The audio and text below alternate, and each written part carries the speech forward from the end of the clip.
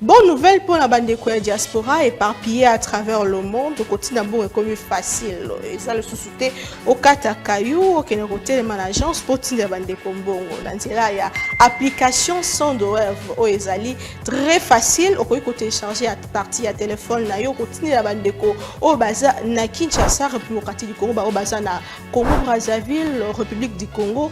Facilement bakoki ko récupérer mbongo na nzela ya M-Pesa to Orange Money na bango et yo esika ozali bonne nouvelle Miami Balé ezali que ceux qui ont téléchargé application Sandwave et kotindi na code promo Buzz TV on reçoit $10 le bénéfice. Donc il n'y a pas mieux télécharger Mokona Lelo Makamba Hotel et Management Cécile, il n'y a pas mieux que ça. Tindambon la facilité dès aujourd'hui télécharger Sandwave na nzela ya téléphone na yo plus facile, il n'y a pas mieux.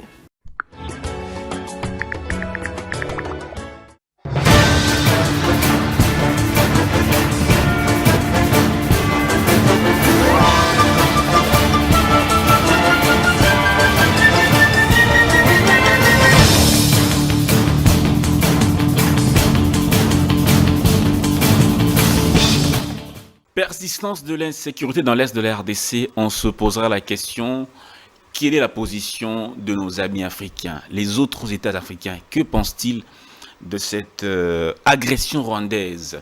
Sont-ils neutres? Soutiennent-ils la RDC ou le Rwanda?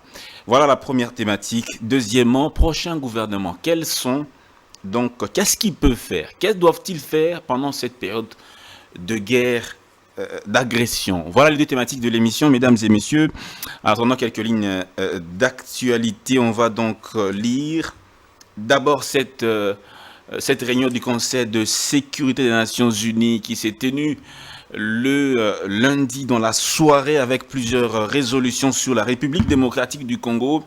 Ceci invite la RDC à reprendre la voie diplomatique, le dialogue diplomatique, et notamment il condamne l'offensive du M23 dans la partie est de la République démocratique du Congo. Il réitère le soutien et le respect de la souveraineté, de l'intégrité territoriale de la République démocratique du Congo. Voici quelques lignes d'information. Il y a aussi le ministre des Affaires étrangères, Christophe Lutundula, qui a fait savoir que la RDC est prête à dialoguer, mais il faut créer les conditions du dialogue. Autre nouvelle, le commandant de la police de Kinshasa a annoncé qu'il y a des blessés parmi les policiers pendant les manifestations du lundi contre les chancelleries occidentales et la MONUSCO pour dénoncer la complicité et la passivité dans l'est du pays. Les commissionnaires adjoints Blaise Kilimbalimba précisent qu'un bilan sera donc établi dans les prochaines heures. Information qui fait mouche, qui fait bouger les réseaux sociaux, même la toile. L'armée rwandaise a déployé des systèmes anti-drones sophistiqués, dotés des capacités de détection et de destruction dont seules les armées conventionnelles, comme le Rwanda, peuvent détenir. Des missiles sol-air ont donc franchi la frontière du Rwanda vers la RDC depuis la nuit du lundi vers le mardi. Voici les quelques lignes d'actualité que nous avons retenues ce matin pour vous, mesdames et messieurs. Alors, première thématique, quelle est la posture de nos amis africains vis-à-vis de l'insécurité de la République démocratique du Congo? C'est vrai, les gens dénoncent la complicité des États-Unis, de la France, du Royaume-Uni, mais que pensent les Africains? Mais avant, je présente mes invités. Monsieur Damien Terranova, il est dans l'opposition, il est vice-président de l'UMAC, Union des mouvements katumbistes. Bienvenue, monsieur Damien Terranova. Merci beaucoup, c'est Union des mouvements et associations katumbistes qui soutiennent monsieur Moïse Katumbi, les actions de monsieur Moïse Katumbi Chapwe. Bonjour à mes co-débatteurs. C'est un privilège pour moi aujourd'hui de les rencontrer tous pour la première fois sur un plateau de télévision où nous allons instruire la population. Merci aussi à vous d'avoir pensé à moi. Et je remercie les téléspectateurs qui nous suivent les temps à autre, chez eux à la maison et certains au bureau. Et surtout et encore surtout, je remercie tous ceux qui m'insultent sur les réseaux sociaux par ma position, par ma façon de parler, surtout pour le soutien que j'apporte à M. Moïse Katumbi Chapwe. Je vous salue aussi et veuillez continuer comme ça. Et vos insultes certainement vont m'aider à améliorer ce que je suis en train de faire déjà, parce que si vous ne vous opposez pas à moi, je ne pourrai pas m'améliorer. Merci beaucoup et je vous encourage. J'encourage aussi ceux qui nous saluent et ceux qui contribuent très souvent, ceux qui nous encouragent lorsque nous passons dans vos émissions. Ils mettent des commentaires sur le plateforme des réseaux sociaux. Je vous remercie et je vous prie de continuer à nous encourager comme ça, parce que nous, c'est la République démocratique du Congo. Moi, c'est pas M. Moïse Katumbi seulement, parce que c'est pas Félix Tshisekedi, ce n'est pas Martin Fayoulou. Moi, c'est la République démocratique du Congo. C'est cette terre que je défends. Et ce sont ces Congolais, ces multiples Congolais, ceux qui nous insultent et ceux qui nous aiment, y compris, que nous défendons souvent quand nous passons sur vos chaînes de télévision. Donc je vous souhaite une bonne écoute et aussi vos remarques, nous en avons besoin. Merci beaucoup, M. Damien Terranova. Maître Jean Pingalula, lui, il est dans l'opposition républicaine. Bienvenue également sur ce plateau. Merci à vous, M. Dan. Merci également et à mes co-débatteurs que Dieu a permis à ce jour que nous puissions donner la matière à notre population. Et ici, l'occasion pour moi de présenter mes sentiments de condoléances de l'Est qui copissent sur les conséquences des mauvaises gestion de la République démocratique du Congo, entretenues par des incompétences et les pleurnichards au sommet de l'État. Je salue également les peuples congolais dans leur entièreté. Je salue les Kinois particulièrement qui aujourd'hui changent les dollars à 29 000 francs congolais. Je salue les mamans qui achètent à ce jour les colos à 29 000 francs congolais, les 10 dollars. Marché parallèle. Je vous dis, les dollars se négocient à ce jour à 29 000 francs congolais. Et d'ailleurs, si vous avez un 100 dollars, vous allez négocier à 30. Alors je salue ces gens-là qui sont en train de faire ça. Et je salue également les mamans, nos mamans à la maison d'Anne qui à ce jour achètent un écolo de maïs à 4 500 francs congolais. Je salue les peuples congolais dans leur entièreté, 4 500 francs congolais à Kinshasa. Je dis et je réinsiste, pour être marié. Comme les mariés, ma femme en a acheté avant de venir. Je salue les peuples congolais de Kinshasa qui achètent les sacs de semoule à 85 000 francs congolais et les sacs de riz à 95 et 100 000 francs congolais. Je salue les Congolais qui avaient eu le courage de dire non à l'ingérence des affaires congolaises, mais qui ont été réprimandés sérieusement par notre police congolaise qui leur a occasionné et les blessures et les arrestations. Je les salue. Et je salue le chef de l'État là où il est, qui avait dit moindre escalamouche. Et aujourd'hui, on est dans des bombes. Il continue à attendre. Et nous posons la question, Monsieur le Président, vous avez parlé d'escalamouche, ou escalaligorodo, ou escalapuku, ou escala nyoka. Parce que l'escalamouche, on en a déjà passé. Je salue tout le monde et je salue notre gouvernement qui refuse, qui veulent accumuler les postes, être au même moment ministre et être au même moment député. Je vous salue là où vous êtes. Que Dieu vous bénisse. La justice qui va s'intéresser. Attendez-vous aux maladies spirito-démoniaco-satanico-bizarroïdes qui vont vous attraper dans des morts subites parce qu'on ne va pas supporter cette souffrance. S'il vous plaît, Maître Jean Pingalula. Ça fait très mal, Dan. C'est quand même nos autorités. C'est vrai qu'on peut dénoncer ce qu'ils font, mais on ne peut pas leur jeter des mauvais sorts quand même. Hein? Ils jettent pour les Congolais, ils méritent aussi que nous jetons à leur égard. Monsieur John Hervé Moulumba, vous êtes cadre de l'AADC, le parti de Madame Adèle Kabena. Vous êtes analyste politique et vous êtes expert en leadership transformationnel. Et bienvenue à Congo Buzz pour la première fois. Merci beaucoup. Je vous remercie pour l'invitation. Je suis de cœur avec la population de l'Est qui ne cesse de connaître, de subir les atrocités émanant du régime rwandais.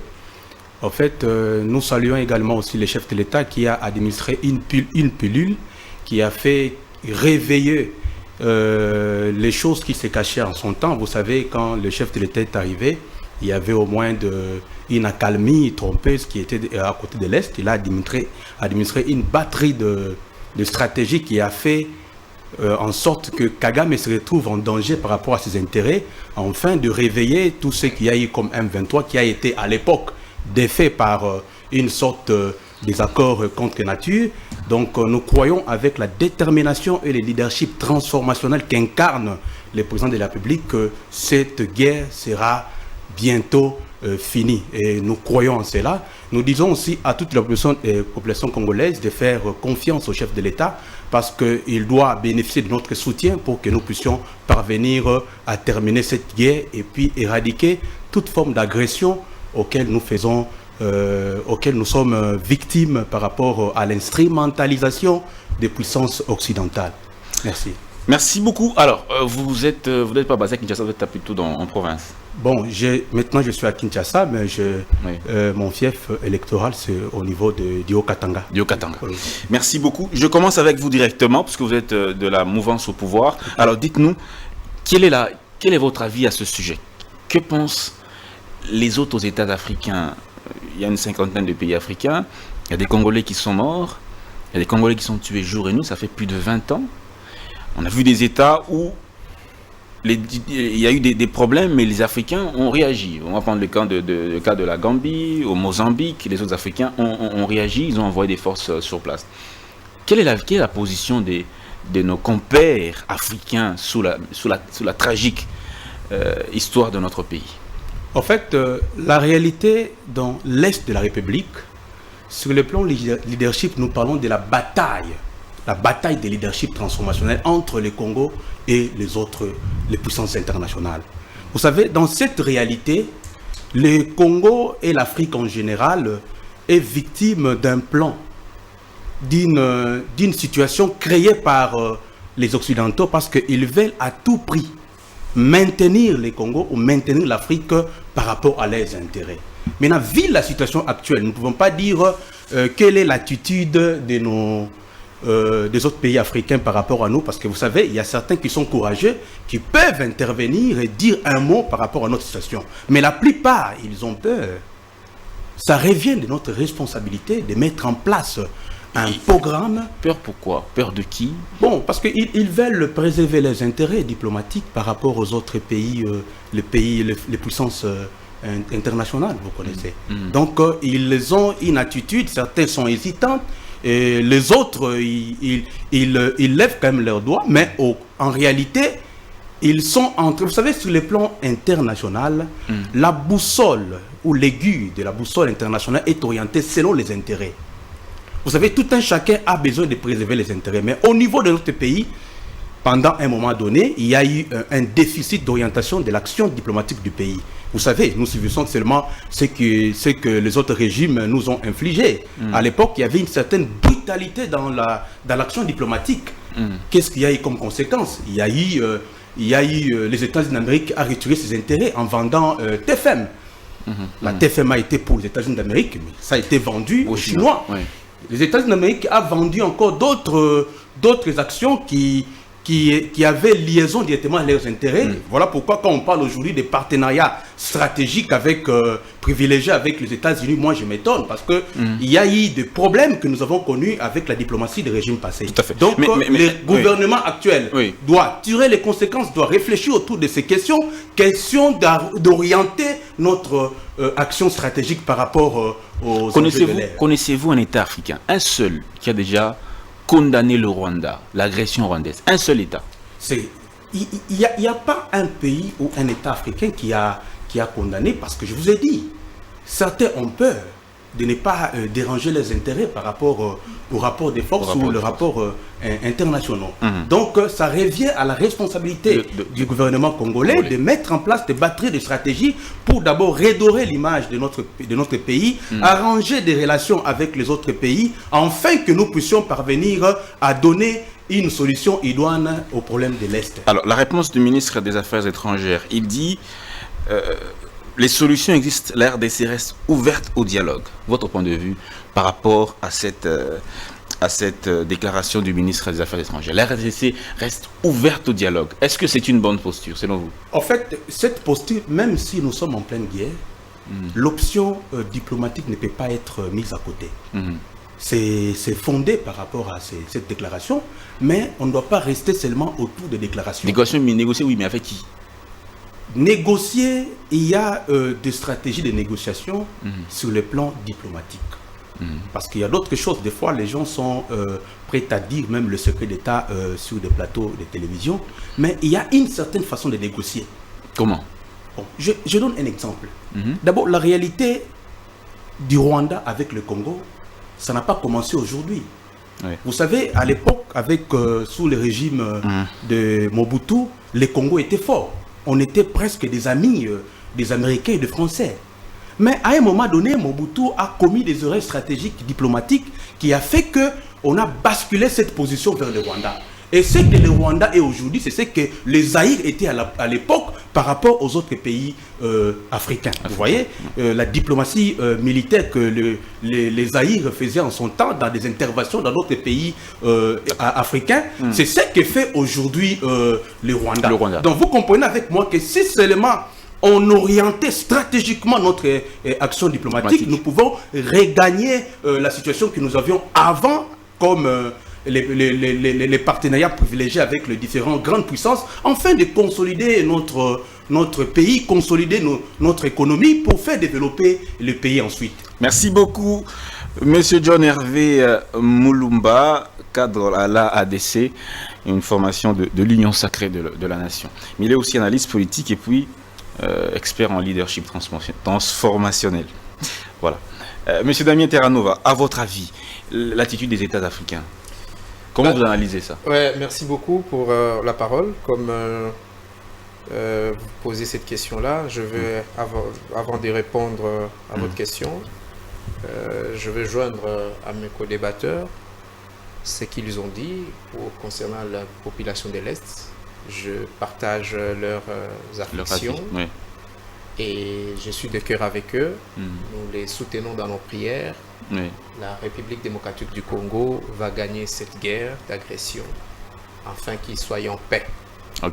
Alors, pour répondre à votre question, Monsieur Dan, vous allez comprendre que je l'ai toujours dit ici, que cette guerre, à tort, je veux dire, ou à raison, le gouvernement congolais incrimine le Rwanda. Il ne cite que le Rwanda. Et pourtant, il y a les Ougandais qui sont là-dedans aussi. Et qui nous font très mal. Parce que Bunagana a été prise par la complicité avec l'armée ougandaise. Bunagana, c'est la frontière avec l'Ouganda. Avec l'Ouganda, oui. La frontière avec l'Ouganda. Et aujourd'hui, je vous dis, il y a des vidéos qui circulent sur la toile où les militaires ougandais sont en train de mettre le propre sur les avenues à Bunagana, qui est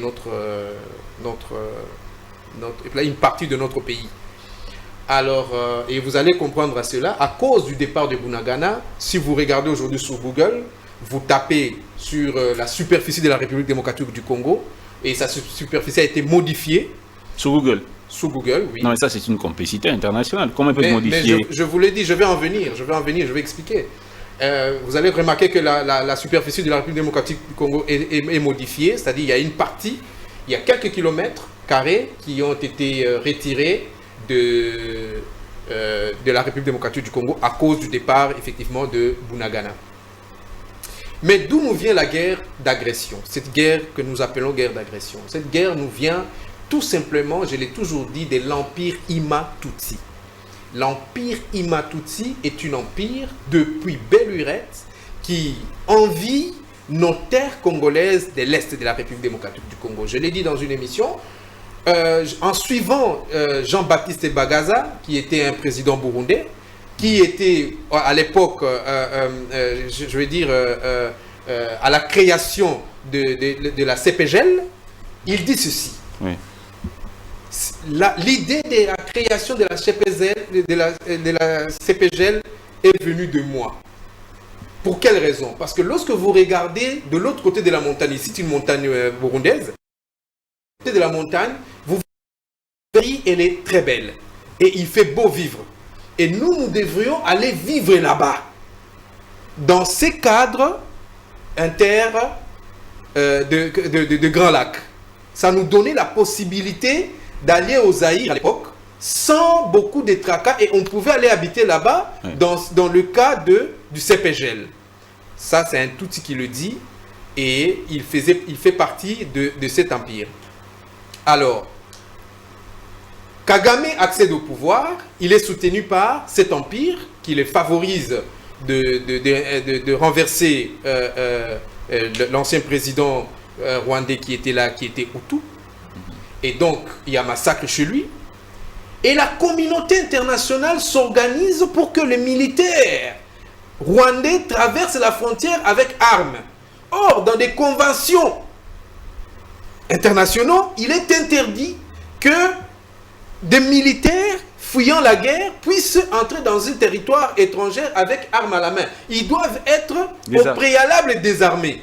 Mais nous, vous allez comprendre qu'on va laisser les militaires rwandais entrer chez nous avec armes. Si vous suivez celui qui était secrétaire à l'OUA à l'époque, le feu... bon, son nom va venir, sinon son nom est là, il me passe. Il fait un rapport, il dit, et même M. Kengo Adondo en parle dans ses écrits, oui. Il dit, on a demandé à l'ONU de désarmer, qu'on puisse désarmer le militaire rwandais, mais l'ONU a refusé. Et il y a plusieurs rapports comme ça, même les Français ont écrit, plusieurs personnes ont écrit, non, il faut aller lire. Et vous allez comprendre que c'était un complot. En laissant venir les militaires en armes chez nous au Congo, le Rwanda pouvait attaquer le Zaïre à l'époque pour venir désarmer parce que ces militaires détenant les armes étaient un danger pour eux. C'est là que le complot a commencé. Et c'est de là que vous allez comprendre que M. Ngwanda, parlant dans un de ses livres aussi, il dit Mobutu. Mais qui a imposé aux Congolais de laisser la frontière ouverte? On ne les a pas imposés. C'est comme ça dans les conventions de Vienne. Lorsqu'il y a un pays en guerre, vous devez laisser les réfugiés venir chez vous. Mais oui, vous avez dit vous-même qu'ils peuvent entrer sans armes. Ils doivent, pas ils peuvent. Ils doivent entrer sans armes. Mais chez nous, on a laissé passer. Pourquoi? Ah, c'est ça le problème. Qui a ordonné qu'on les laisse passer avec armes et ne pas les désarmer? C'était fait. Et quand les Zaïrois, l'armée zaïroise a voulu aller désarmer, on les a empêchés. On sait qui? La communauté internationale les a empêchés. Okay. La communauté internationale les a empêchés. La communauté internationale a même empêché le gouvernement de M. Kengo Adondo, à l'époque, de déplacer ces gens-là parce que la convention dit, lorsque les militaires et les réfugiés entrent dans ces pays, vous devez les déplacer à plus de 150 kilomètres de la frontière. Merci. Mais nous, à l'époque, s'il vous plaît, laissez-moi évoluer, nous, à l'époque, on a même préparé... Ouais. Que Mobutu a préparé que ces militaires ou ces Rwandais devaient aller stationner à Kongolo. D'accord. Très loin de la frontière avec le Rwanda. C'est ainsi, mais on nous a empêchés. Donc pour dire, je vais maintenant répondre à votre question pour citer rapidement en 2 mots. Les pays africains sont partagés. Il y a des pays qui sont d'obédience Imatuti, qui, malheureusement, M. Félix Tshisekedi avait signé des conventions avec ces pays-là pour venir nous sécuriser sous EAC, East Africa Community. Il avait signé c'est aussi que ces Imatuti, ces Tutsi-land, sont entrés chez nous et ils n'ont pas fait la guerre au M23. Pourquoi? Parce qu'ils sont le même. Donc, ces pays-là sont de cette obédience qui respectent leur mot d'ordre. Et je vais aller en deuxième lieu. Vous avez les pays bantous qui ne font pas partie de l'empire Imatuti, c'est la SADC. La SADC aujourd'hui vous vient, il vous dit nous avons la mission de venir faire l'offensive avec les M23. C'est tout à fait normal et ça se comprend. Pourquoi? Parce que les Sud-Africains qui ont déjà dit à leurs militaires de faire la guerre et quelques, je vais dire Namibiens, hein, je pense, quand ils vont venir chez nous, ça sera pour faire la guerre. Pourquoi? Parce qu'ils ne sont pas de cet empire-là, Imatuti, et voilà, donc les pays africains, comme vous l'avez demandé, d'accord, ils sont Partagé. En bloc. D'accord. Il y a ceux qui soutiennent Merci. et il y a ceux qui refusent de soutenir. Parce Le que- Congo, tout simplement, ils ont des intérêts avec le Rwanda, comme le Congo-Brazzaville. Merci beaucoup. Je vais revenir vers vous pour poursuivre votre argumentaire. Maître Jean-Pierre Galula, à vous. Quelle est votre lecture? Merci mon ami Dan, vous avez compris avec moi que la question n'a pas été répondue. Oui, avec les téléspectateurs, tous nous avons constaté que mon ami de l'Union Sacrée a fui la question et mon co-débatteur de l'autre côté aussi également, et que je félicite, a fait une étude historique de l'affaire pour remonter à l'histoire. Mais laissez-moi plus me borner sur la question parce que c'est pour ça que nous devons répondre.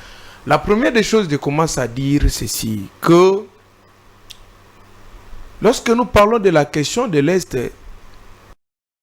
par moment en pleurant, parce qu'il est inadmissible que la Première Guerre mondiale a fait 10 millions de morts. La Première Guerre mondiale a fait 10 millions de morts. La RDC, à ce jour, compte plus de 20 millions de morts. Donc, deux guerres mondiales s'est déroulée en RDC. Quelles sont vos sources pour parler de 20 millions? Quelle est la source qui vous... Mais la source est connue, entrez dans les Google, entrez partout, vous allez les trouver. Ce n'est pas moi, vous êtes un journaliste d'investigation, vérifié, vous allez les trouver. Un, deux, je vais vous dire ceci. Pourquoi l'Afrique semble démontrer un comportement de complaisance à l'égard de la guerre qui passe à l'Est? Trois raisons à savoir. La première raison, en droit public international, les États ne se respectent que par rapport de force. Les États ne se respectent et les États ne se soutiennent que par un rapport de force. Deux rapports de force dirigent le monde à ce jour. Il y a un rapport de force économique, comme la Chine, vous êtes fort économiquement. Il y a l'autre rapport de force militairement.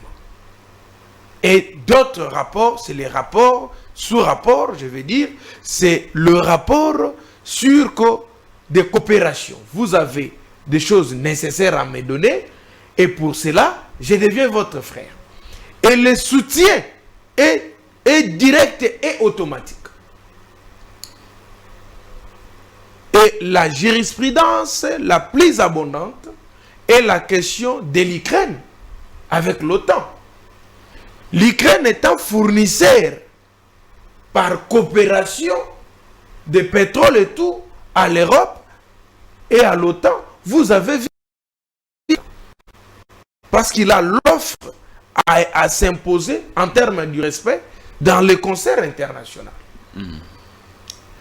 Deuxièmement, en droit de guerre, nous avons étudié, nous, en droit public de guerre, les États sont d'abord, en termes de guerre, les États sont d'abord autonomes pour défendre leur territoire. Et qu'est-ce que cela voulait dire? Ça veut dire que la guerre a été toujours conventionnelle. C'est ainsi qu'on demande les autorisations pour attaquer. Mais lorsque vous m'attaquez, sans pourtant me dire, vous manifestez un comportement de guerre, sans m'avertir, d'office je vous attaque. Je n'ai pas besoin d'autorisation. Parce que nous sommes dans un cas de flagrance, un cas exceptionnel. Il n'y a pas besoin de réunir le Parlement. On n'a pas besoin de réunir. Mais il y a la jurisprudence. Le Congo-Brazza ici, à l'époque où nous étions au pouvoir, ils sont permis dans leur connerie là-bas. Ils ont jeté bombe ici. Et Mouzé a répliqué à la minute qui suivait. Il n'avait pas besoin de réunir le Parlement. Pourquoi? Parce que Mouzé avait compris qu'en droit public international, en droit de guerre, il y a ce qu'on appelle les exceptions aux règles. La règle est que nous devons déclarer la guerre. Mais si vous m'attaquez brusquement, ou vous complotez derrière pour m'attaquer, je n'ai pas d'autorisation. Maintenant, quelle est la position maintenant de l'Afrique? C'est quoi? La position de l'Afrique est la conséquence logique de la mauvaise gestion, du manque de politique internationale de la gestion de nos frontières par M. Tshisekedi, et également il s'est démontré un pleurnichard sur le plan international. Mais on a connu plusieurs présidents qui sont venus, chacun a essayé sa méthode. Question perdue. Comment on pouvait nous prendre sérieux dans... Est-ce qu'on peut dire que c'est Tshisekedi capable? Ses prédécesseurs ont été comment capables? Nous dirons ceci, que le président les plus faibles en matière de sécurité et de la défense de notre République, je dis monsieur, c'est le président Tshisekedi Tshilombo. Mais à l'époque de Kabila, Goma était tombé. Attendez, ça qui était parti. Et ça c'est de la même manière pendant près de 3 mois. Avec les mêmes morts d'aujourd'hui. Monsieur, comment l'Afrique et le monde nous prendront sérieux? Oui. Tshisekedi arrive au pouvoir.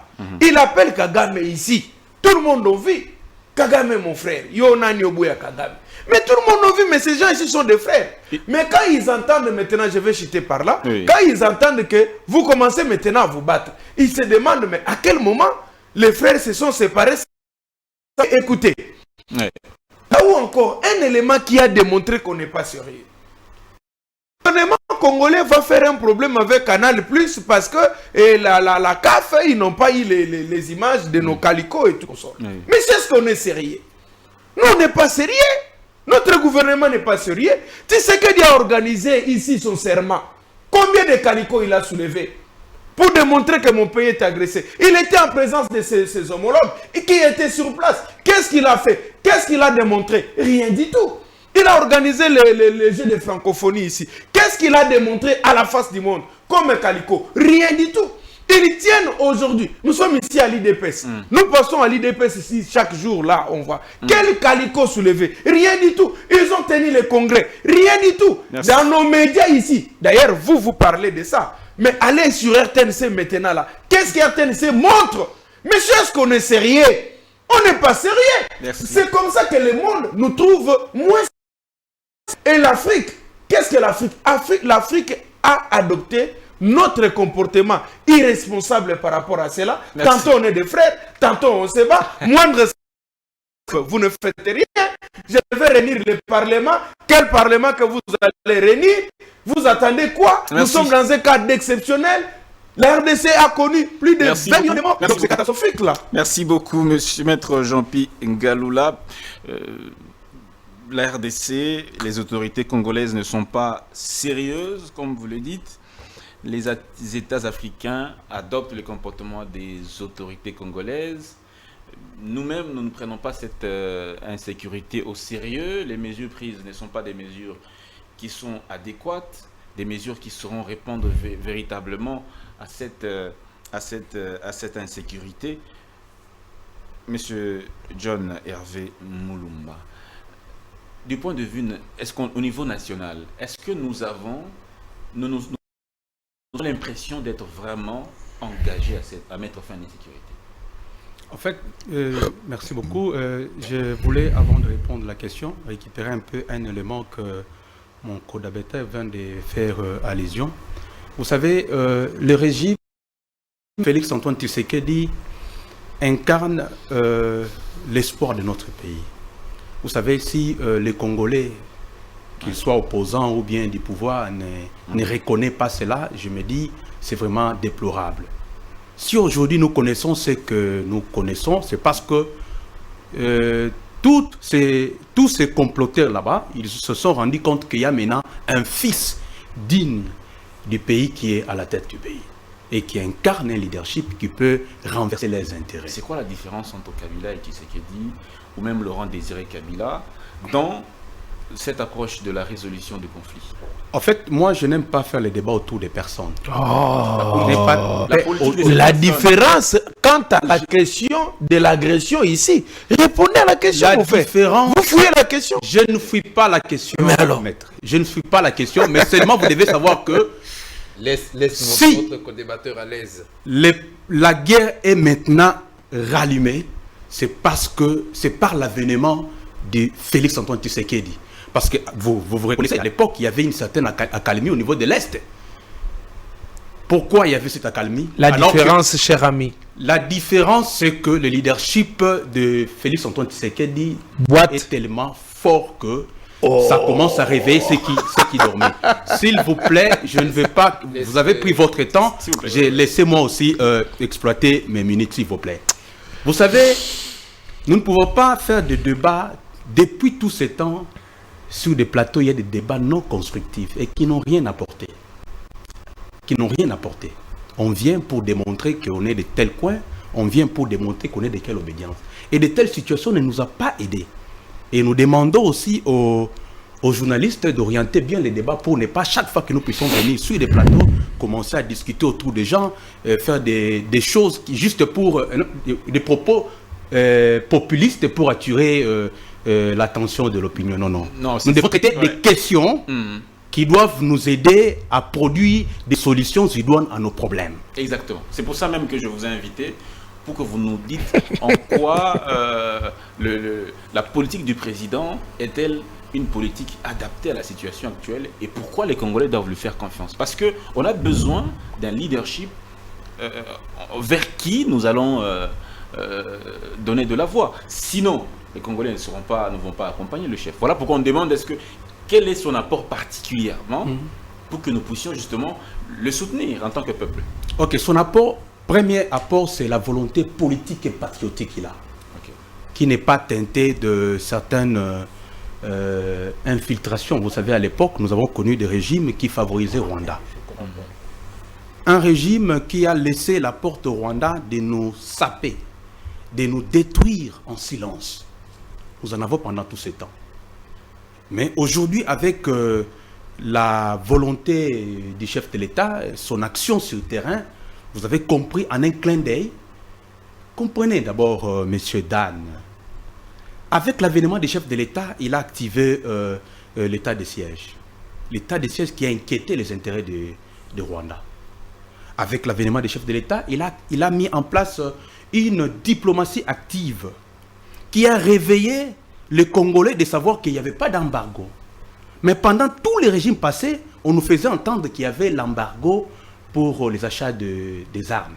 Mais alors qu'il n'y en avait pas. Donc, après, et c'est là, la redynamisation de nos forces armées, toute cette batterie d'activités a mis en mal les intérêts du Rwanda. Voilà pourquoi Kagame, avec son régime, ils ont activé M23. Vous comprenez avec moi que nous sommes en train maintenant, comme je disais, de traiter les effets secondaires du leadership appliqué sur le terrain du chef de l'État, Félix Antoine Tshisekedi. Ces effets secondaires, c'est la guerre, cette montée en considération de la guerre de l'Est. Mais nous croyons qu'avec une approche opérationnelle que le chef de l'État va devoir mettre en place d'ici, parce que nous attendons que le gouvernement puisse être formé, parce que nous sommes en guerre en même temps en train de suivre certains processus, et nous croyons que nous sommes à quelques pas de la fin de cette guerre. Qu'est-ce qui démontre que nous sommes à la fin? Parce que vous constatez déjà la position de faiblesse du régime de Paul Kagame. Vous savez bien que tout ce qu'on est en train de nous dire ici, Kagame, le Rwanda est en perte de vitesse économique. Son opulence économique qu'il avait auparavant en s'alimentant de nos richesses à l'Est, il n'y en a plus. Et ce sont là les indicateurs qui annoncent le déclin du régime de Paul Kagame dans peu de temps. D'accord. Merci. Je pense qu'on va commencer la deuxième thématique, mais je commencerai par vous. On va faire le dernier tour de table sur cette première thématique. Et puis, nous prendrons rapidement Il prendra 4 fois la parole que nous. Non, j'ai dit on va faire un deuxième et puis on commencera par lui pour la deuxième thématique. Monsieur Damien Terranova, la politique, vous revenez dans l'histoire, rappelant le départ de cette insécurité, l'ouverture de la frontière pour l'armée rwandaise et tout ça. La politique du président Tshisekedi pour la gestion de cette insécurité, comment vous la trouvez? Deuxième question, est-ce que il est à même de mobiliser les États africains qui restent pour le moment sceptiques à soutenir sa cause? Bon, merci beaucoup, Monsieur Dan, pour répondre à votre question. Oui. La première, c'était comment je la trouve, sa politique actuelle. Oui. Je la trouve trop faible. Pourquoi? Ouais, voilà, je la trouve trop faible parce que Monsieur Félix Tshisekedi, il est connu dans la zone, hein, dans la région, si je veux dire, comme un président qui ne tient pas sa parole. Quoi, Oui. Où est-ce qu'il n'a pas tenu sa parole? Non, mais en tout cas, dans beaucoup de choses, nous-mêmes, son peuple, il nous malmène. Non, tenir Nous la sommes parole. d'abord... Non, attends. Non, il faut L'individu- régler la question de la sécurité, pas tenir la parole. Est-ce Mais, que- non, mais j'en arrive.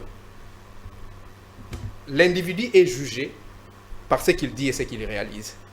Déjà, avec nous, son peuple, il nous a malmenés en nous donnant 250 promesses qu'il n'a jamais réalisées.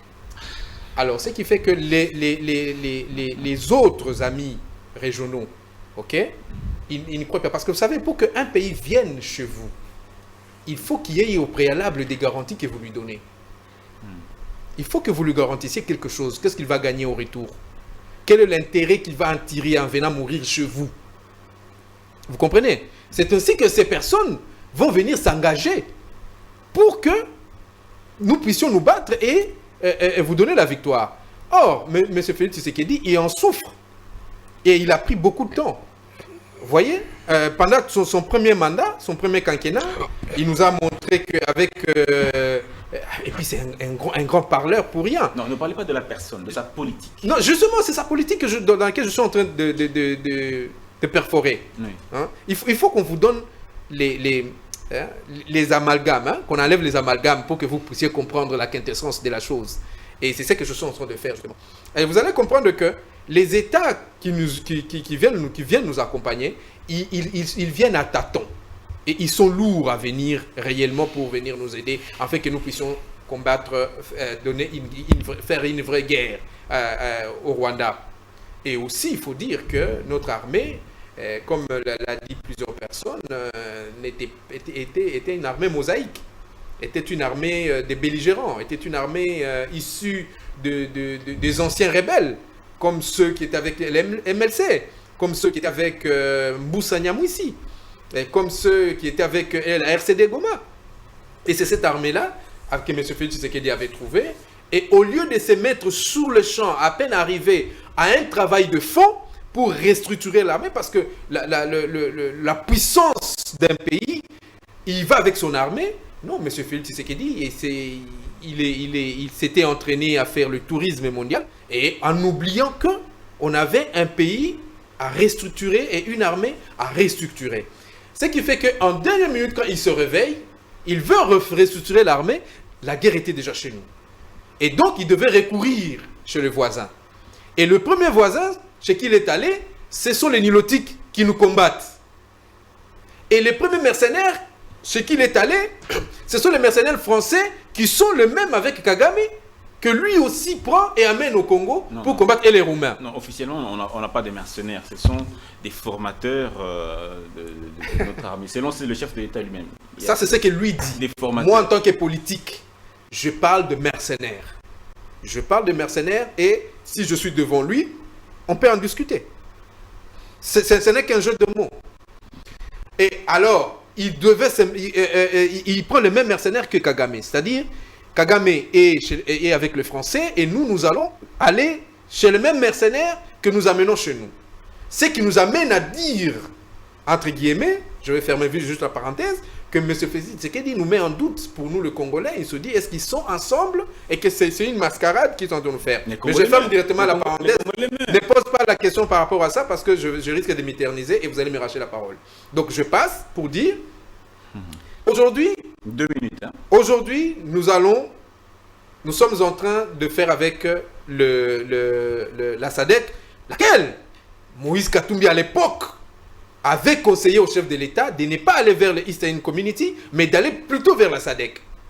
Et lui avait refusé, et il a même sorti des mots comme c'est un parleur, en disant, avec eux, c'est un partenariat sûr. Donc aujourd'hui, il s'est avéré, c'était un partenariat de château de sable. Et il se rabat quand même à la raison, en prenant la SADC, Et ce sont les Bantous qui viennent.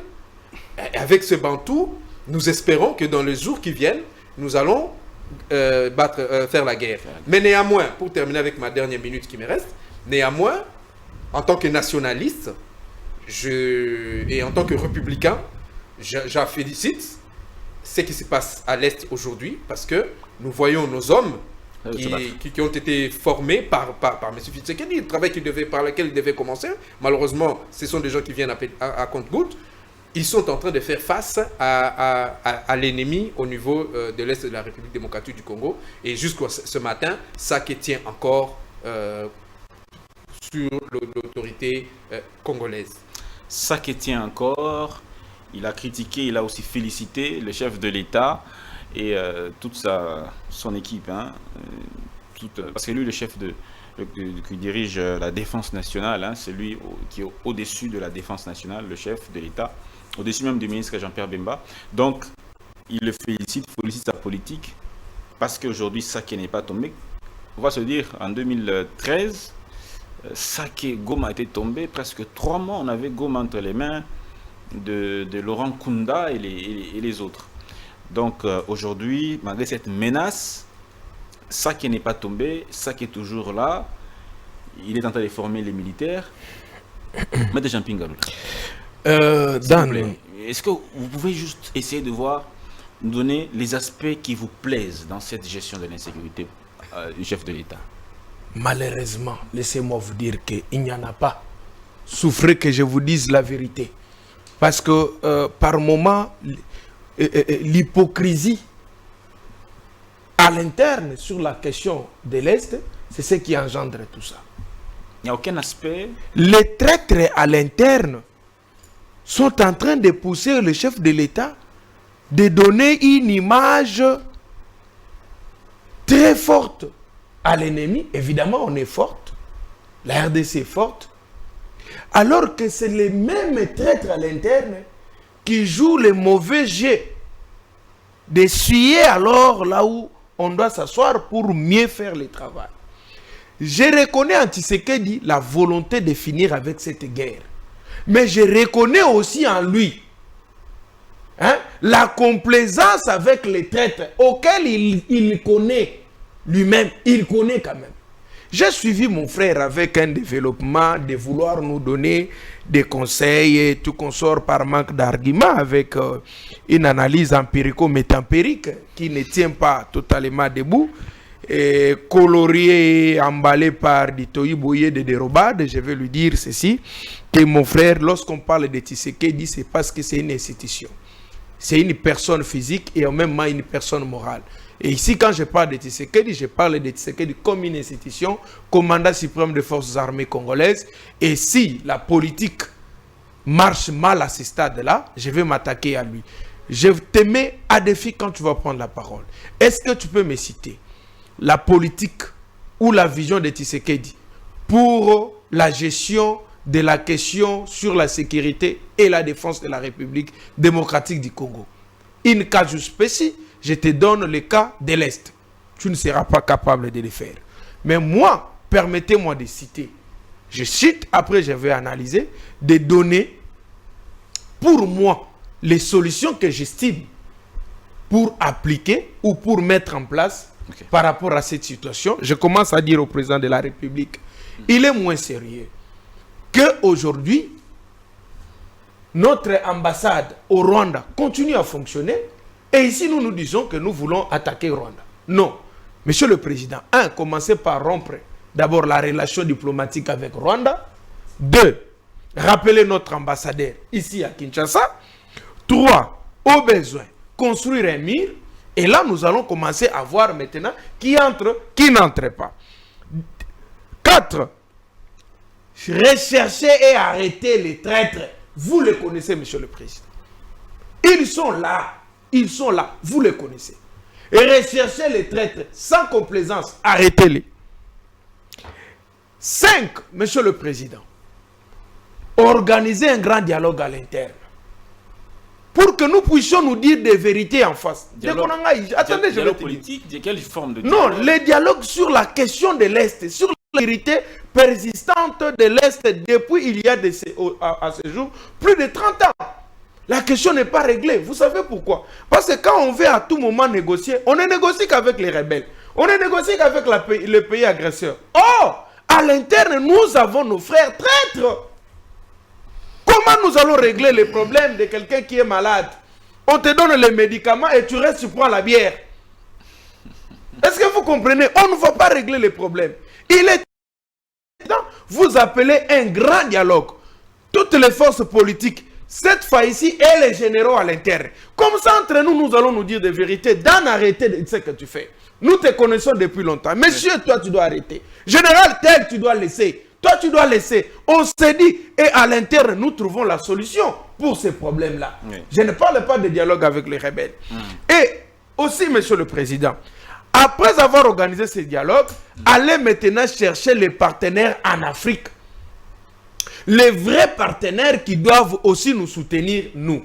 Monsieur, je vais vous dire ceci. Vous savez, quand je prends la question du Congo, je les compare souvent avec la question de l'Ukraine. Qu'est-ce qui fait que même les pays, même le Congo-Brazza qui est ici, ne condamne pas Rwanda, ne manifeste pas un sentiment de soutien. Même l'Angola qui est ici ne manifeste pas vraiment directement un sentiment. Non. Qu'est-ce qui fait ce semblant-là? Dit à quoi? Tshisekedi n'a pas une bonne... n'a pas de diplomatie. Le Tundula n'est pas bon. Et qui est le Tundula? Vous voulez que nous parlons de l'homme? Non. La politique de Lutundula. Un grand incompétent dans ses postes. Il n'a rien fait. Mais je vous dis, il n'a rien fait. Lutundula a fait quoi? Dis-moi ce que Lutundula a fait. Qu'est-ce que Lutundula nous a gagné dans tout ça? Depuis que tu es, monsieur Lutundula, depuis que vous êtes là, comme ministre des Affaires étrangères, concrètement, pour cette question de l'Est, quel est cet accord qui a terminé la guerre? Rien du tout. La levée de l'embargo, par exemple. Ah, mais la levée de l'embargo, là, c'est un processus qui a commencé il y a longtemps. Il ne faut pas oublier, hein, ça n'a pas commencé avec Tshisekedi. D'accord. Ça, nous devons les reconnaître. Vous savez, aujourd'hui, Tshisekedi a lavé Kabila. Kabila est devenu totalement très propre. Je vous dis, plus que le verre ici que je prends de l'eau. Pourquoi? Parce que Kabila est resté à ce jour maintenant un modèle. Il est resté maintenant quelqu'un à féliciter et à regretter. Pourquoi? Hier, on avait dit que la guerre, c'était Kabila. Vous me permettez sur votre plateau, de la même manière que dans d'autres plateaux hier, j'avais dit que la guerre à l'Est, c'est Kabila qui nous fait ça. C'est la complicité de Kabila. Est-ce que tu peux accepter aujourd'hui que je puisse tenir le même discours de dire que la guerre à l'Est, là, c'est aussi le président de la République? Est-ce que vous pouvez l'accepter que je le dise comme ça? Non. Mais écoutez ce que je chute par là pour dire à mon frère. Terminé, oui, terminé. Notre frère, écoutez ce que je vous dis. Vous savez, la présidence de la République, je l'ai toujours dit, c'est une institution de l'excellentisme. On ne peut pas trouver un médiocre à la présidence de la République. Il n'y a pas de médiocre là-bas. Il n'y a pas un médiocre. Mais je me demande, s'il n'y a pas de médiocre à la présidence de la République, que font les conseillers en matière de sécurité du chef de l'État? Exactement. Il fait quoi? On envoie les... Tous les généraux maintenant commencent à chercher l'affectation à l'Est. Affectation à l'Est. Mais c'est pour aller travailler, pour aller s'enrichir. Vous allez voir que les généraux qui partent là-bas, quand ils vous reviennent, beaucoup d'argent, beaucoup d'histoires, ils prennent ça où alors que la guerre ne se termine pas. Donc je viens de donner les solutions et j'ai dit à mon frère, permettez d'apporter ma voix au président de la République, de lui dire ceci, en matière de sécurité, en matière de guerre. Vous sortez, vous revenez, vous trouvez votre enfant en train d'être tapé par un voisin. Et vous dites, je dois d'abord aller parler à son mari pour le demander. Un bon parent commence d'abord à frapper, à agir. Monsieur le président de la République, vous devez agir parce que nous sommes dans le cas d'exception. Si vous ne voulez pas organiser un dialogue à l'interne, nous parlons de la question. Merci beaucoup, maître Jean-Pierre Ngaloula de l'opposition républicaine. Alors, monsieur John Hervé Moulumba, on va commencer avec vous la deuxième thématique. S'il vous plaît, monsieur Dan, si vous pouvez me permettre, avant d'aller dans la deuxième thématique, parce que vu l'importance de la matière, hein, je voudrais paraphraser à mon frère sur la question du dialogue. hein, il est important aussi que le chef de l'État passé dans une ici qu'il était important qu'il convoque un dialogue interne, national. Et que Sur quelle question? Sous la question justement de la guerre. Parce que vous savez, nous n'avons pas la guerre qu'à l'est de la République démocratique du Congo. Les Mobondo ne sont pas loin ici. Ils nous font la guerre. À Kwamutu, il y a la guerre. Quand vous allez dans le Katanga, vous allez trouver, il y a des groupes, des Bakata-Katanga qui sont là-bas. Si vous allez à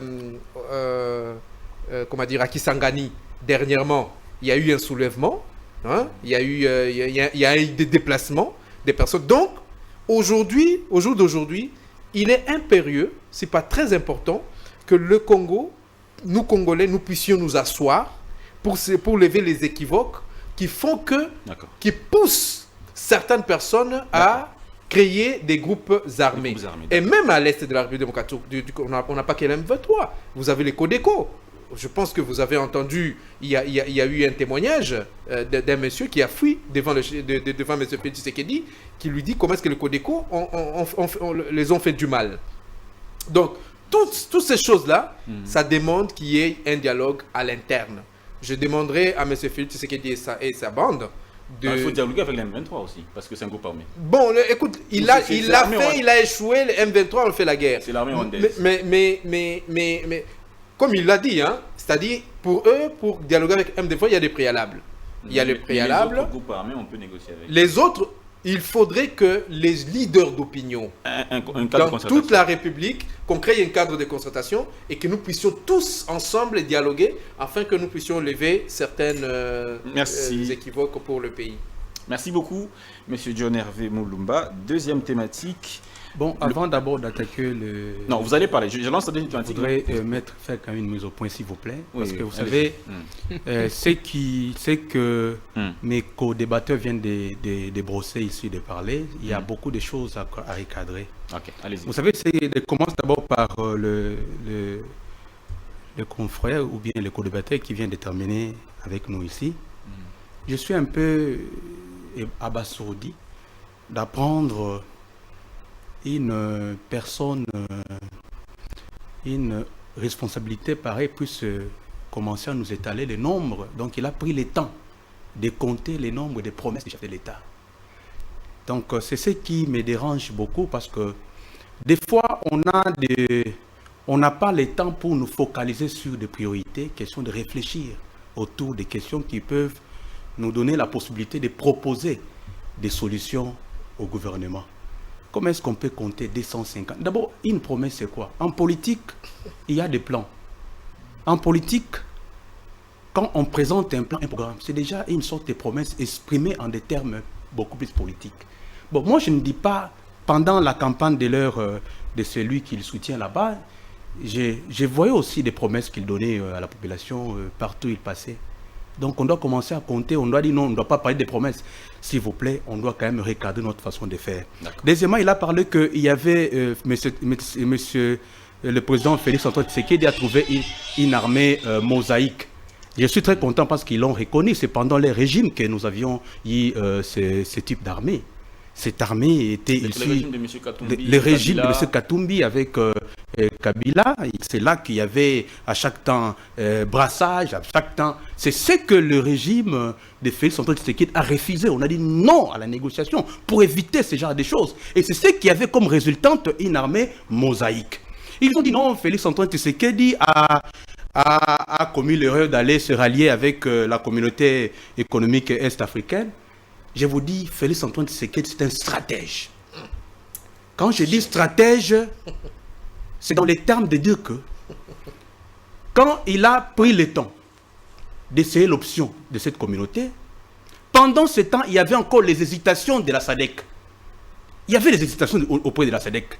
C'est là qu'il avait d'abord levé l'option de travailler avec cette communauté. Et pendant ce temps, il a profité pour redynamiser l'armée.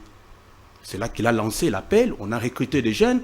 Aujourd'hui, nous comptons presque un recrutement évaluable à presque 40 000 hommes. Mais c'est ce qu'eux n'ont pas compris. Parce qu'ils sont habitués de travailler comme si on était dans les commerces. Ils sont habitués de travailler comme si on était dans une entreprise publique. L'institution, la République démocratique du Congo, c'est un pays qui a beaucoup de défis à relever. Et ça demande des gens comme de Félix Antoine Tshisekedi avec un leadership transformationnel qui apporte l'espoir auprès des populations congolaises. Parce que je nous dis ça pourquoi? Parce que des fois, on ne comprend pas l'attitude des opposants. Vous savez que l'opposant doit changer son système de jeu, l'opposition. Dans notre pays, l'opposition, même Étienne Tshisekedi, le fait Étienne Tshisekedi l'a dit, quand IDP sera au pouvoir, l'opposition n'existera pas. L'opposition, elle est très faible parce qu'ils ne savent pas réajuster leur système de jeu. Ils ne savent pas réajuster leur système de jeu. L'IDP est au pouvoir, l'opposition n'existera plus. Maintenant, ils doivent savoir comment est-ce qu'ils peuvent être utiles. Faire une opposition républicaine avec des propositions. Pas une opposition venir analyser des choses qui ne contribuent pas à la formation ou à l'information de l'opinion qui nous suivent. Donc, c'est ce que je voulais recadrer. La question de ce cadre de concertation sur la question sécuritaire, est-ce que c'est opportun aujourd'hui, selon vous? En fait, dans tout le temps, l'opposition demande toujours un dialogue. Les dialogues, là, en présent, à double face. Hein. Gâteau. Des fois, ils donnent l'impression comme si ces dialogues, ils veulent ensemble arranger les choses. Non, non. Le vrai objectif, l'intention, l'attente dans cette demande de dialogue, c'est quoi? Faire partir aussi au gouvernement. Partage de gâteau. S'il vous plaît, quand vous étiez en train de parler, on vous a laissé le temps. Vous savez, nous devons faire avancer les choses. Pendant ces temps, nous avons besoin des propositions, s'il y en a, qu'ils puissent les soumettre, parce que lors du discours de l'investiture du chef de l'État, il a fait mention de ça, de dire non, il est ouvert à tout le monde. Si tu as des propositions, vous venez, la présidence est là, on va vous recevoir pour des propositions. N'attendez pas seulement cadrer votre proposition dans l'essence de dialogue, non. Parce que là, ça montre que vous voulez travailler pour vos ventres et non pour l'intérêt de la population. Votre débatteur d'en face dit tantôt que le président Tshisekedi n'a pas de politique claire sur la question de la résolution de l'insécurité parce qu'il tâtonne tantôt l'EAC, tantôt état de siège, tantôt SADC, tantôt renforcement de nos effectifs. Il a dit que le chef n'a pas de politique claire. Est-ce que vous partagez ce point de vue-là? Bon, peut-être que c'est lui qui n'a pas si déniché la politique du chef de l'État par rapport à la sécurisation de l'Est. Oui. Vous savez, première des choses, oui. Nous tenons sur la montée en puissance de notre armée. C'est que lui n'a pas constaté cela. L'armée qui a été laissée par le régime précédent, avec cette armée qui a subi l'impulsion du chef de l'État, c'est différente. Deuxièmement, le chef de l'État est en train de tenir compte de la désinfiltration de l'armée. L'armée qu'eux, ils ont laissée, pendant tout ce temps infiltrée. Il est en train de les désinfiltrer. Quand est-ce que l'armée a été infiltrée? L'armée a été infiltrée, je viens de... À quelle occasion? Même par des accords que le régime passé ont conclu avec Paul Kagame. Il y a eu Sun City, il y a eu 2009 CNDP, il y a eu principalement deux grands accords. Il y a aussi l'accord cadre d'Addis Abeba avec les États africains. Mais à partir de quel accord l'armée a été infiltrée, précisément? En fait, les accords que les régimes passés ont signés, qui avaient donné une sorte d'accalmie à l'Est, permettant au régime rwandais de faire entrer, d'engager ses différents généraux, ses différents colonels, même dans les institutions. Même dans les institutions, nous avons eu de politique, nous avons eu de l'infiltration. C'est ce que le président de la République a pris bras-le-corps pour chercher à désinfiltrer l'armée, désinfiltrer les institutions, nous donner une armée qui monte en puissance, enfin de faire face à ces combats. Vous savez, à l'époque, moi j'étais à Goma en 2012 quand M23 a pris Goma. Mon ami, un affrontement un petit affrontement avec M23, directement, notre armée avait pris fuite pour aller se réfugier à Bukavu. S'il y a eu retrait des M23 à l'époque, c'était à cause des accords. Il y avait une injonction de la communauté internationale pour qu'ils puissent reculer. Et puis, en fin de compte, ils ont été défaits. Donc, vous comprenez, ce schéma là-bas, c'est ce que le chef de l'État ne veut pas. Résoudre un problème qui va encore un jour ressurgir, c'est ce qu'il ne veut pas. Il veut au moins résoudre définitivement le problème de l'Est. Et nous sommes sur le chemin de le terminer. Nous sommes sur le chemin de le terminer et résoudre définitivement. Je pense que c'est quand même une bonne option. Hein. Au lieu de dialoguer tout le temps sans solution, Kabila a négocié plusieurs fois. Mais aujourd'hui, si ces négociations étaient payantes, on aurait pu parler des groupes armés. Peut-être que l'insécurité aurait déjà pris fin à ce jour. Monsieur Damien Terranova, notre armée est infiltrée. Ça, vous le consentez. Maintenant, dites-nous, à quel moment cette armée a été réellement infiltrée? Essayez de nous faire un petit rappel. En tant que républicain, je veux dire ce qui est vrai, ce qui est connu de tous. Ouais. Notre armée est une armée mosaïque, comme je l'ai dit. Il y a eu plusieurs rebelles, qui ont accédé à cette armée. C'est-à-dire, vous avez le MLC, je l'ai cité ici, le MLC, qui est leur partenaire privilégié aujourd'hui. Vous avez le MLC, vous avez Moussa Niamouissi. C'était des Congolais, non? Bien sûr. Vous avez Moussa Niamouissi. Non, je parle des armées rebelles. Parce que Jean-Pierre Bemba était soutenu par l'Ouganda. On doit le savoir. C'est lui qui ne le laissait pas, c'est un ignorant. Donc les Ougandais ont infiltré notre armée. Bien sûr. Vous avez Moussa Niamouissi qui a été soutenu aussi par l'Ouganda et qui est aussi leur partenaire aujourd'hui. Et vous avez la RCD Goma qui sont restés en opposition, mais qui n'est pas avec nous. Et vous avez d'autres groupuscules qui ont rejoint. Et c'est à ce moment-là que notre armée a été infiltrée par l'entremise de ce seigneur de guerre, qui était Jean-Pierre Bemba, qui était Moussa Niamouissi, qui était Roubérois et tous les autres. C'est à ce moment-là. Mais pourquoi cela était... Il fallait le faire. Parce que c'était important. Parce que, s'il vous plaît, au départ, n'était pas défini en tant que tel. Au départ, ce n'était pas une infiltration. Au départ, c'était les fils du pays devraient s'asseoir pour taire les armes. Parce que les armes étaient partout à cette époque. Ce n'était pas une erreur parce que ça nous a donné vraiment cette accalmie qui les a permis aujourd'hui d'accéder au pouvoir. Et d'ailleurs, c'est même Kabila qui les a donné le pouvoir. On le sait. Une accalmie qui a permis d'infiltrer l'armée. Une accalmie qui n'a pas... En fait, l'infiltration, on parle de l'infiltration plus tard. À l'époque, on ne parlait pas d'infiltration. À l'époque, on parlait du brassage. C'est-à-dire, on réunit tous les groupes armés, on les met dans une seule armée et qui devait être formée. Le péché de Kabila est celui-ci. Oui. Ce n'est pas le fait d'avoir accepté que ces armées viennent. Le fait de ne pas restructurer l'armée. Parce que cette armée est restée mosaïque. C'est-à-dire quoi? Chaque militaire s'identifiait par rapport à son chef. Ceux de MLC s'identifiaient par rapport à Bemba. Ceux de Moussa Niamouissi s'identifiaient par rapport à Moussa Niamouissi. Ceux de Katanga, Katanga Germain, Katanga s'identifiaient à celui-là. Alors, le travail qui devait être fait, c'était un travail de fond. C'était un travail d'uniformiser l'armée. Le travail n'a pas été fait pendant le temps de Kabila, que M. Moulumba nous attribue. Attendez, on devait uniformiser l'armée congolaise avec des Rwandais et des Ougandais à Non, l'intérieur. mais attendez. Est-ce que vous savez qu'au Congo, oui, vous avez les Tutsis rwandais, les Tutsis congolais? Non, on ne parle pas des Tutsis. Non, non, on parle de Rwandais. Ceux-là qu'on appelle Rwandais, ça s'est défini, ça s'est déjà défini. Ceux qu'on appelle Rwandais aujourd'hui, qui sont-ils?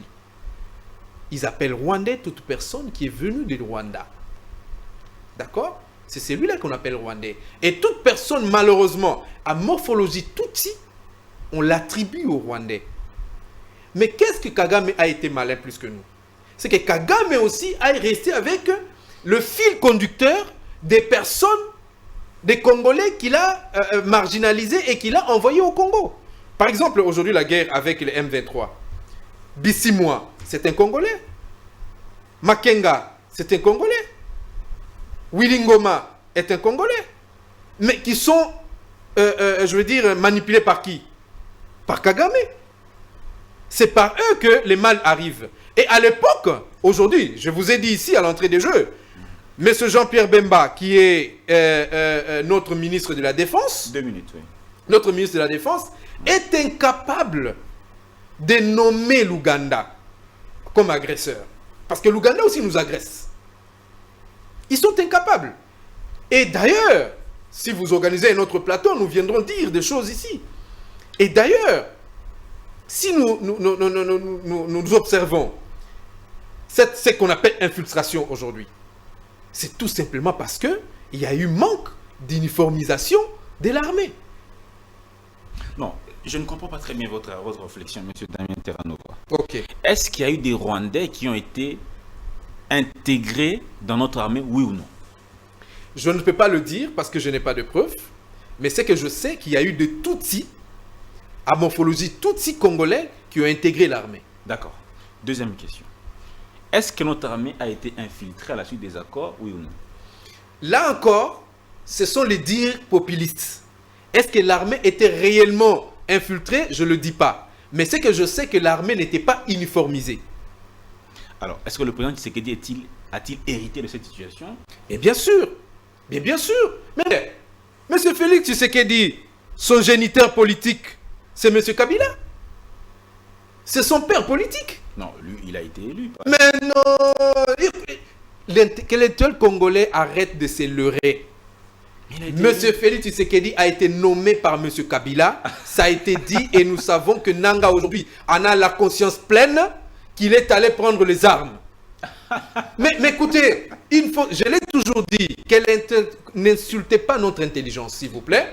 Nous, les intellectuels congolais, nous devons arrêter de nous insulter nous-mêmes. D'accord. Monsieur Nanga a aujourd'hui la conscience pleine parce qu'il a fait de M. Félix Tshisekedi un président qui n'a pas gagné les élections. Merci. Et donc, c'est tout à fait logique qu'on ne va pas en pleurer aujourd'hui. On n'a plus le temps. Que le fait que M. Félix Tshisekedi, qui hérite de son parrain politique, qui est M. Kabila, dont il pleure aujourd'hui, qu'il ne dit plus rien.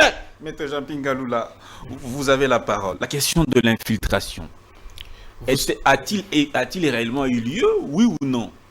Vous avez compris avec moi, oui. Comme j'ai toujours dit, notre co-débatteur de l'Union sacrée, dans le jeu des rejets des responsabilités, lorsqu'il se trouve coincé que la responsabilité revienne à eux, vous allez sentir que ce n'est pas nous.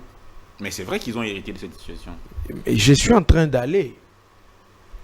Vous n'allez pas me dire que même si M. Tshisekedi a hérité, durant 5 ans, il a pu recruter dans l'armée, mais il n'a pas pu dans 5 ans, n'est-ce pas, dénicher ces traîtres-là. Est-ce qu'il y en a réellement? Ils sont là, je confirme. Et hautement placés. Des Rwandais. Je parle de l'infiltration.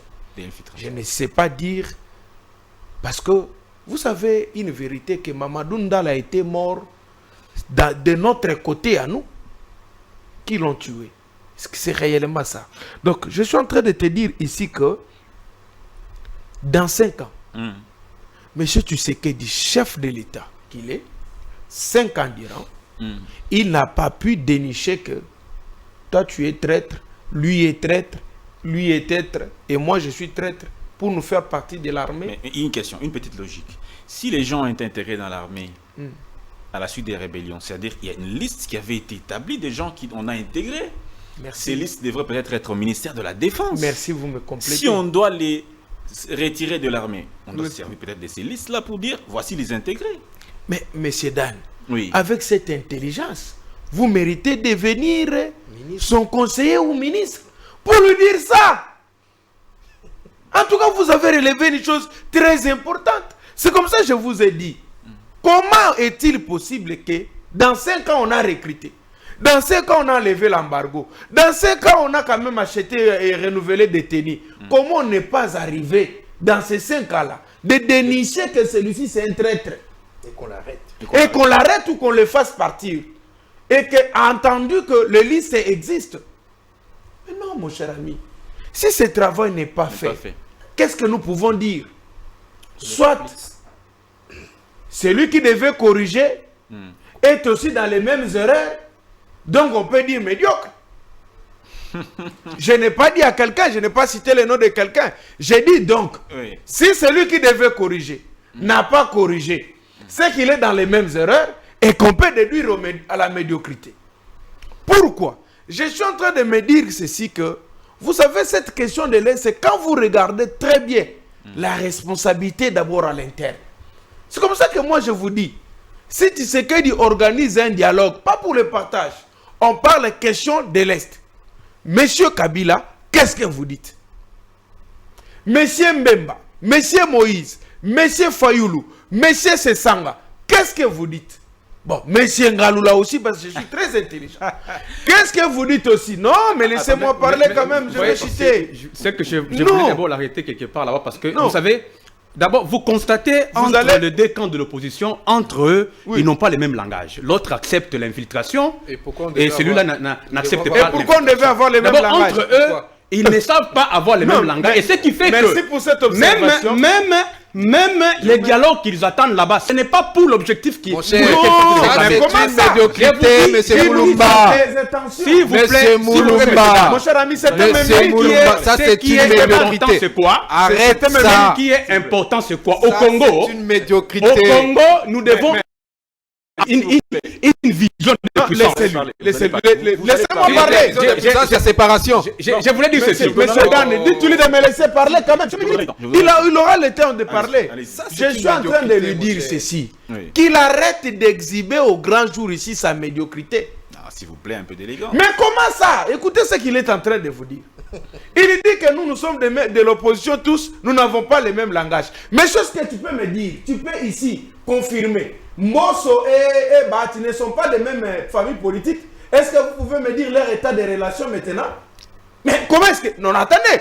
Comment expliquer, vous voulez que dans la politique, on ait des partis politiques différents? On est de l'opposition, on peut avoir tout à fait des arguments ou des façons de voir des choses.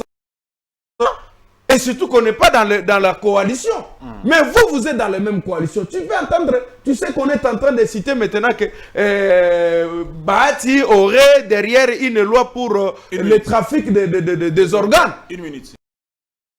Arrêtez avec ça. La divergence fait la beauté de la politique si vous ne le connaissez pas.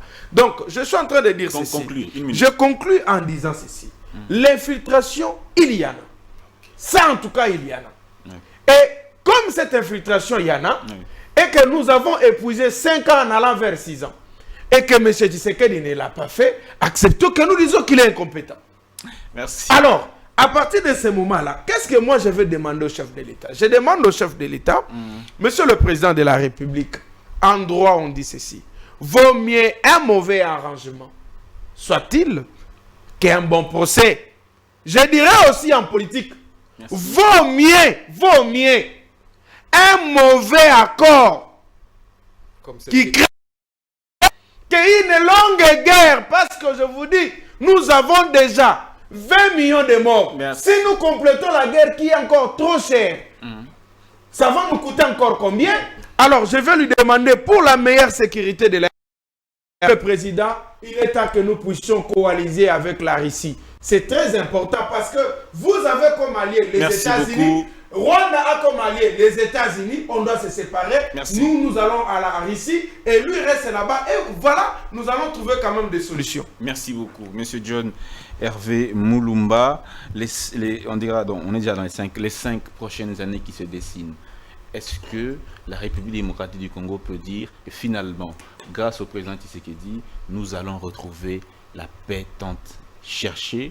Et quels sont les éléments qui prouvent vraiment que pendant ces 5 années, nous allons reprendre notre pays en main? Ok, merci beaucoup.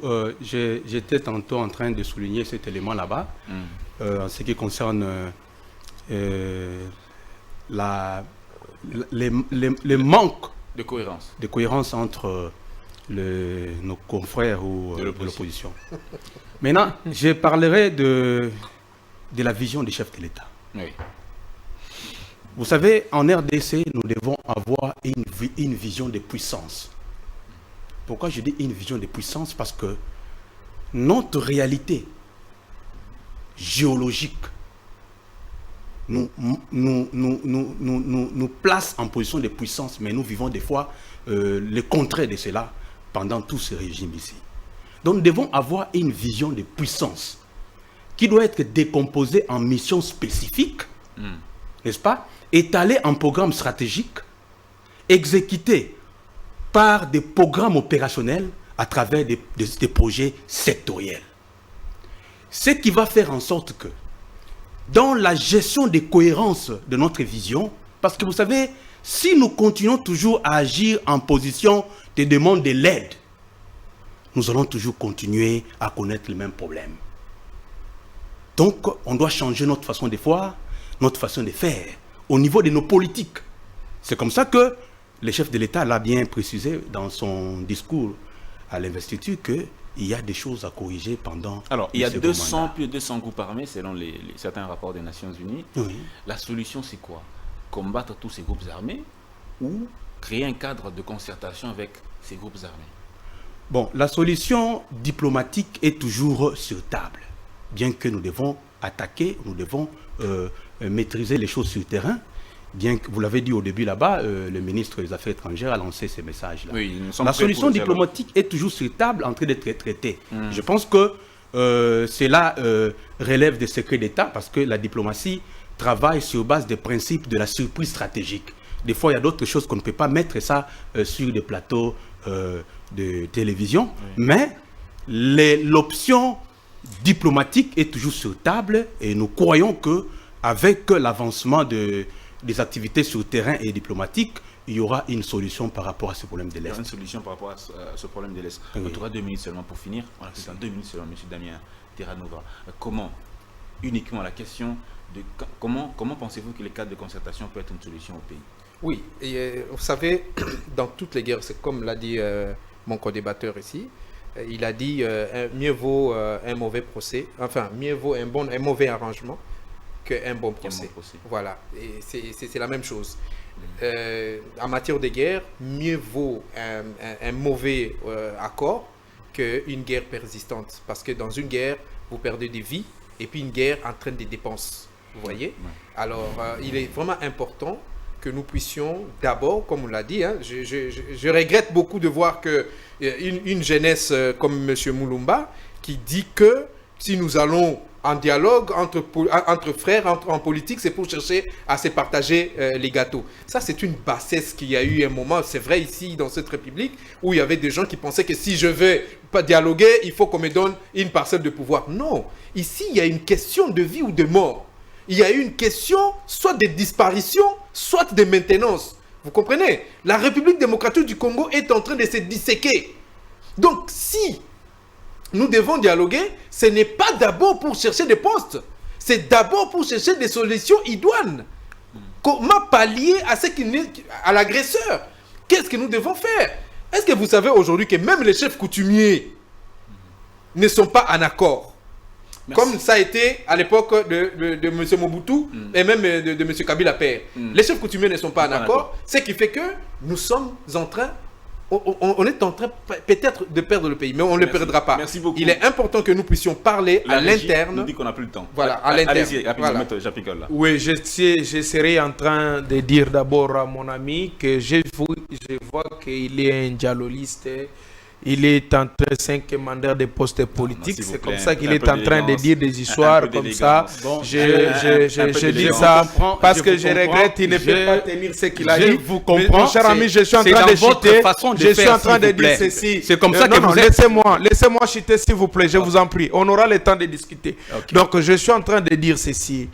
La question de l'Est de la RDC, même si on allait avoir Dieu le Père, on prend Jésus-Christ, on fait et les anges et l'armée céleste, on vient avec. S'il y a toujours les infiltrés, s'il y a toujours la tête, s'il y a toujours des ministres de défense comme Jean-Pierre Mbemba, je vous dis, on est loin de finir. Et si on ne se parle pas en famille, et je veux dire au président de la République, vaut mieux un mauvais arrangement, hein? Vaut mieux un mauvais arrangement et une bonne guerre de longtemps qui ne va pas amener la paix. Merci Et en beaucoup. conclusion, je vais dire ceci par rapport à votre question. La régie nous dit qu'on n'a plus le temps. La régie doit aussi nous supporter parce que nous parlons aussi pour cette régie-là. Si le pays est en paix, la régie aussi sera en paix. Donc nous disons pour finir que la RDC, mon cher ami, à ce jour, la RDC passe les moments les plus difficiles de son histoire.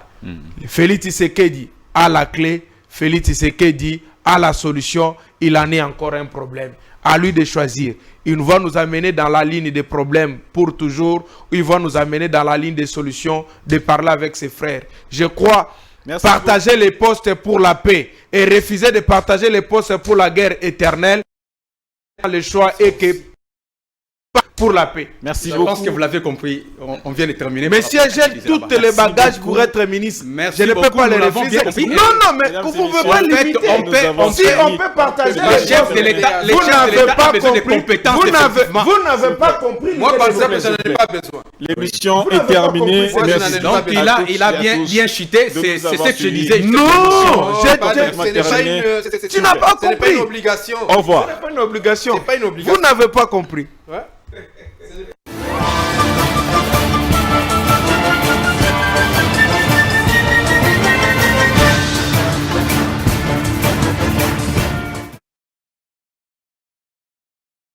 Bonne nouvelle pour la bande de diaspora éparpillée à travers le monde. Le quotidien est comme facile. Et ça, le sous-souté au Katakayou, au Kénéroté, les agence pour la bande de Kombongo. Dans ce là, il y a application sans douleur au Ezali. Très facile. Au côté télécharger à partir à téléphone, na yo continue la bande de Ko. Au Baza, na Kinshasa, République du Congo, au Baza, na Congo Brazzaville, République du Congo.